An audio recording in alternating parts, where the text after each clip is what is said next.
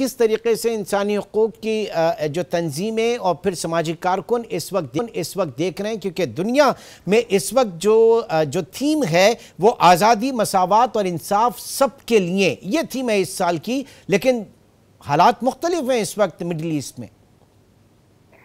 بسم اللہ الرحمن الرحیم، تھینک یو ویری مچ۔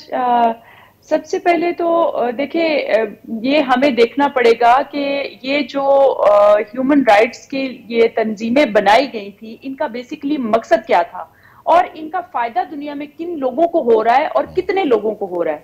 میرے خیال میں اگر اس وقت غزہ میں دیکھا جائے تو کوئی ذی شعور جو انسان ہے، جس کے دل میں تھوڑی سی بھی انسانیت ہے، وہ ان ویڈیوز کو جو آ رہی ہوتی ہیں ان کو دیکھ نہیں سک پا رہا۔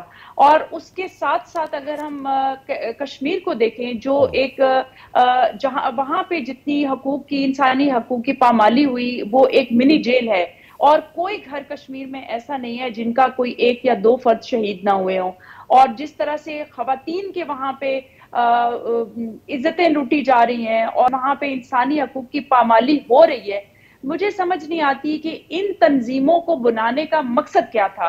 کیا یہ صرف انہی لوگوں کو فائدہ پہنچانے کے لیے اور دوسری دنیا کے لوگوں کی آنکھوں میں دھول جھونکنے کے لیے یہ تھی؟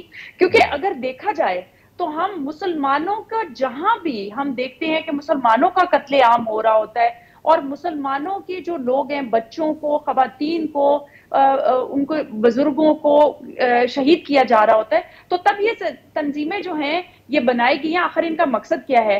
یہ کہ نشستن برخاستن آپ یہ کہہ دیں جی آپ یوں نہ کریں، آپ وہ نہ کریں۔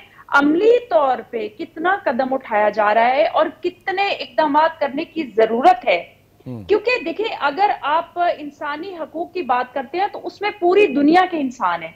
وہاں پہ یہ ڈسکریمنیشن کہیں بھی نہیں ہے کہ یہ مسلمان ہے اور یہ یہودی ہے اور یہ سکھ ہے، یہ عیسائی ہے۔ وہاں پہ تمام انسان جو ہیں دنیا میں وہ برابر ہیں اور ان کے حقوق بھی برابر ہیں۔ لیکن انفارچونیٹلی اگر دیکھا جائے تو ہمیں یہ پتہ چلتا ہے کہ مسلمانوں کے ساتھ جب اس طرح سے کہیں بھی قتل عام مسلمانوں کا ہو رہا ہوتا ہے تو یہ تنظیمیں اس طرح سے حرکت میں نہیں آتی، اس طرح سے کام نہیں کر پاتی۔ لیکن اگر اور کسی کا بال بھی تھوڑا سا بیکا ہو جائے تو وہ ساری دنیا میں واویلا مچ جاتا ہے۔ اب بات یہی ہے نا فاطمہ، بات یہی ہے کہ آزادی، مساوات اور انصاف سب کے لیے، یہ اس کا جو ہے وہ سلوگن ہے اس سال کا، لیکن صورتحال آپ کے سامنے ہے۔ پھر جو امریکہ بہادر، جو کہ اس وقت ہیومن رائٹس کے حوالے سے دنیا بھر میں اپنا خود کو بڑا چیمپئن سمجھتا ہے اور کلیم کرتا ہے، بات یہ ہے کہ جو غزہ میں فوری جنگ بندی کی جو قرارداد تھی وہ امریکہ نے ویٹو کر دی، تو یہ کیا میسج گیا ہے اس سے؟ اور پھر دوسرا یہ کہ یہ ایک آپ جو بات کہہ رہی ہیں کہ یہ تنظیمیں کیوں بنی، اس کا فائدہ کس کو ہے، تو دس از دا رائٹ ٹائم کہ اس کو ایک بڑے لیول کے اوپر اور انٹرنیشنلی سوچنا ہوگا دنیا کو۔ دیکھیں، سوچنا نہیں ہے، میں تو یہ سمجھتی ہوں کہ ہمیں اقدامات اٹھانے کی ضرورت ہے پوری دنیا میں، کہ اگر یہ تنظیمیں کام نہیں کرتی، دیکھیں امریکہ اس پہ ویٹو کرتا ہے کیونکہ وہ مسلمان، وہاں پہ غزہ میں مسلمانوں کا قتل عام ہو رہا ہے۔ اگر کشمیر کے مسلمانوں کی بات ہوتی ہے تو تب بھی امریکہ بہادر جو ہے وہ خاموش رہتا ہے۔